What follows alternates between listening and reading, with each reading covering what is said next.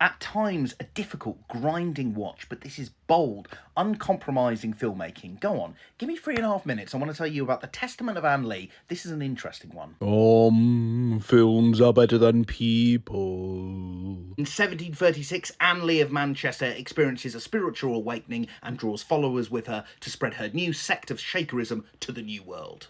Anne Lee is an incredibly impressive and ambitious work, especially early on, where it seems at full strength. Religious visions like paintings, kinky repression, the brutality and cruelty of the age, everything you want from a historical musical biopic. And then it gets kind of stuck. It feels real, but it repeats itself. We see the same things, not much changes. Anne and the Shakers just build and evangelise over and over. There are some big moments. The childbirth scenes are very real and traumatic, and the violence that Anne and the other Shakers face is cruel and vindictive and hammers home the misogyny that Anne faces constantly. But most of the time, we're not building up to very much. The musical sequences are a bit of a reflection of this.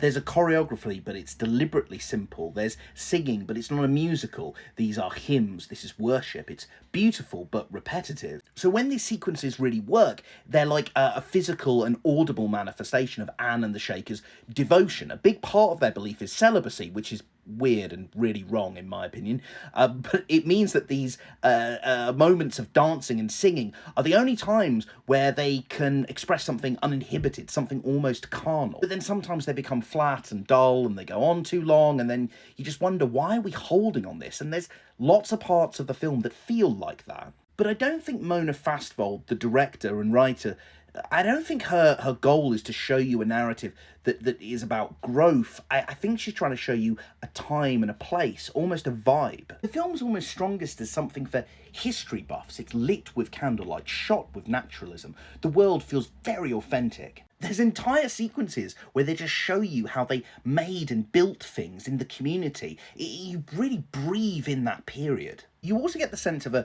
period that were full of walls and barriers to people who fought different and who were different, but there were more radicals than we realise who were willing to challenge people on things like equality. But the film doesn't lionise the Shakers, it just shows them as they really were, which were people that believed in equality, but also they're religious zealots with weird ideas about sex. But what should you take from this? Honestly, I'm still scratching my head about it. I mean, sometimes there's genius, sometimes it's a slog. Is it ambiguous or is it muddled? I mean, it's definitely repetitive. The person it's studying is in many ways not notable, and yet it's an amazing picture of history. Not miserable, but not celebratory either. The only thing I think is clear is that the filmmakers obviously found this story really interesting, and I did too. It's a weird little platter of stuff, but I tell you what, someone watching this review might really dig what this film puts down, and for that reason, I think you should give it a chance, even if you come out of it a bit like I did, a little unsatisfied, but nonetheless impressed at its scope, and just like Anne Lee herself, its willingness to deliver something a little bit different.